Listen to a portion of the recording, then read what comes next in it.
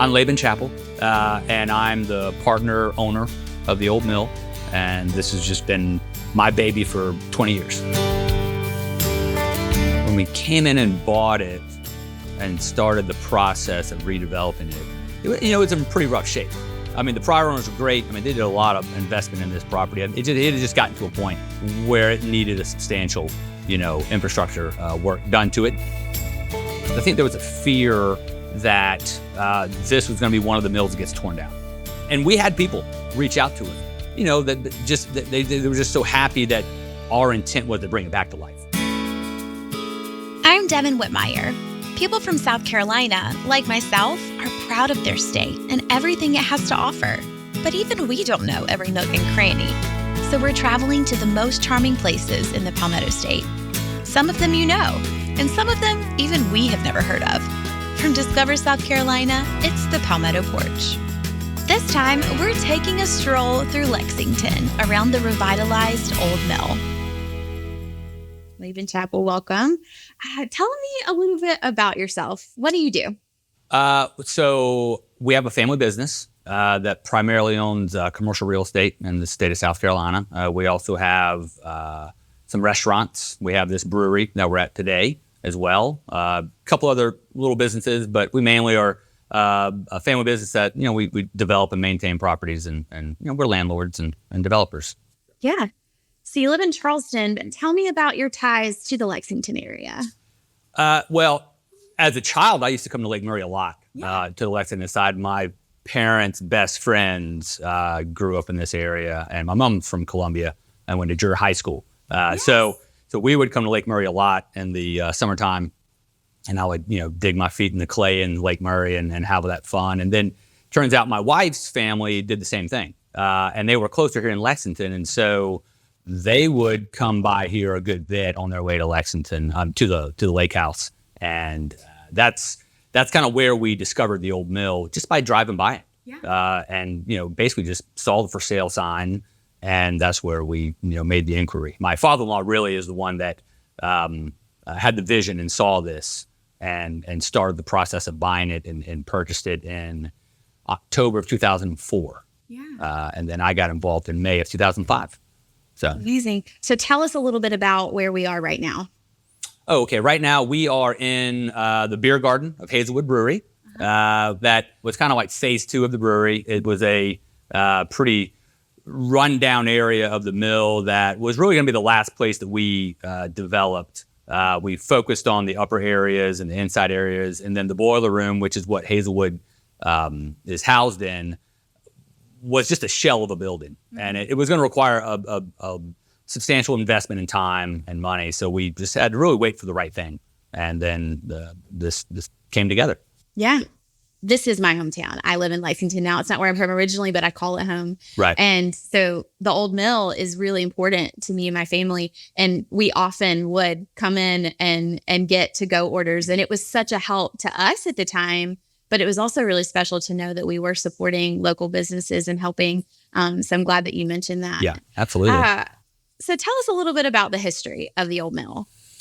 Well, let's see. So we've read a lot of different stories about it and have talked to a lot of community members over the years where constantly it was their grandparents working here or parents working here. But basically, back in the late 1800s, around 1891, 1893, I think there's a couple of varying time frames there. This was opened up by the Roof family. And so, it cotton mill, I think till maybe as late as the 50s. Mm-hmm. I think there was a downtime there at one point, and it changed hands a couple of times. And then I want to say back in the early 80s, a group came in, bought the old mill, and really converted it to the mixed use that it is now. Mm-hmm. They did a substantial upfit with fire sprinkler systems and, just a lot of things that are needed to kind of use like it is now. And, we basically bought it from them back in 2004. So a lot of people don't realize how significant textiles were in South Carolina, in the entire state. I mean, my family grew up in mill villages up in the upstate, and that was my family history. Right. What is the significance of the textiles in this area specifically? I mean, to me, it's what kickstarted Lexington. That industry and this mill being built. It's just it's fascinating to see it and read the stories and just talk to people in the community. Now that their grandparents worked here, but they know the details and they can talk about remembering the horn blowing at 5 o'clock and just all these things. So when the mill shut down, officially from a textile mill standpoint, and it sat vacant for a handful of years. My understanding is that there was some warehousing going on here at most. But then a group of people that actually came together in 1984 and bought the mill with the intent of changing it to basically this mixed-use shopping environment that we have today. And so, fortunately, they did preserve certain items of the mill. I just thank God they left it and didn't say, okay, let's get some money for it. It's just such a beautiful thing that people look at. They left a couple other items around that people can kind of feel the actual workings of the mill, some gears and various things like that. But they came in here and they took this big wide open warehouse, 2-story, facility, and basically redesigned this idea of this big interior hallway with different shops and ways to navigate both levels. So tell us a little bit more about the flood that happened in 2015, leading up to that and preparing, and then after the fact. Sure. October 4th and October 5th was the actual day in 2015 of the flood. And I was on site. And of course, the historic rainfall we had, everyone talks of the 1,000-year flood. Yeah, it was just overwhelming. And, obviously the dam's right behind us here, the new one. And, it turns out that the way dams were constructed in the past was basically opposite of how we know to build them now. And once it opened it up, at that point, that water, the magnitude was, scary, quite honestly. It sounded like a freight train. And we lost the building right behind us. So yeah, it was just, it's hard to describe when you're on site, the sun's coming up, and the whole upper parking lot above the lake is underwater. We're 4 feet underwater in the lower level.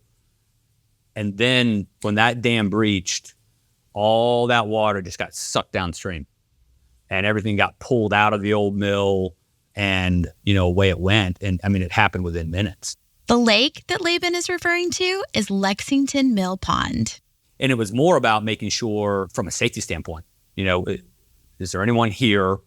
Fortunately, it happened early in the morning. No one's here. And then it was just a matter of helplessness. You're sitting there and you're watching nature do its thing. And it's like, there is nothing to be done. You mentioned before we got started that you're about to have a grand opening because you've just rebuilt the dam. Right. We're nearing that. Can you tell us about that and from where we've just talked about, the flood and the washout and all of that devastation to where we are now? Sure. So, getting tenants back up and running was it, step one. And so we focused on that, made that happen. And then the whole reconstruction of the dam was obviously major process. I never knew I'd be building a dam. So, if they told me I'd be building a new dam, I don't know if we would have bought this property. But I don't know if anybody would have. So, then I was on the search for who could help design a dam. Found an engineer. I did a lot of research on how to construct. There's multiple ways. Ultimately, what I wanted was, because this is a dam that people are going to see, and we'll see it behind us, and really the grass is just kind of taking root.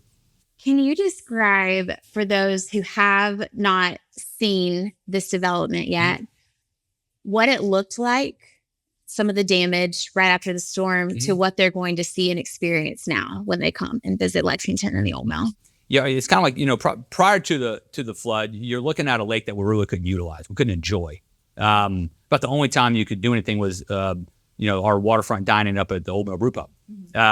You can sit out and overlook it. But there wasn't really that accessibility or way to really enjoy the lake. It was more about just visiting a couple of the businesses here, if you will. And now with what's occurred with the trail, and really even Virginia Hilton Park that's gotten redone, which is fantastic up the hill here, and the whole revitalization of downtown Lexington on Main Street. The trail, the lake, it's kind of tied into it now, so you can park on site, and I mean it's a little over a mile loop.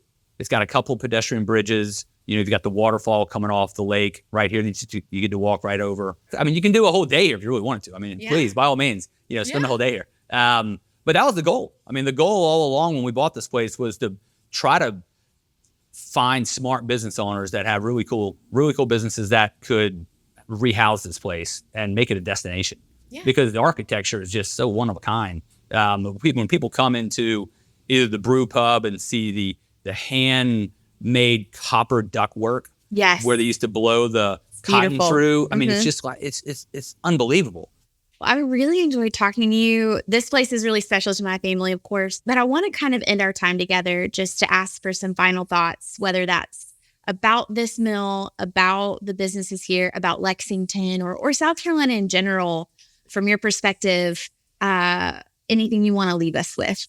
What I've enjoyed is actually getting to meet a lot of people from other places that are really digging our communities. I think, the fear may be a little bit that these communities will change, but communities do change over time anyways. So it'll be interesting to see how we're able to handle this growth, I think, over time. There are a lot of small towns in South Carolina that have beautiful main streets that are not to where Lexington is at this point. They're 30, 40 years behind. It'll be interesting to see if these other small towns can have a revitalization like Lexington has. And I just pray that there's ways to revitalize those main streets, so we can get back to that environment, because you get to know your community more on a main street, I think, and I think we've got that here in Lexington. And I just hope that it can find its way into all those smaller main streets around there that, they need it.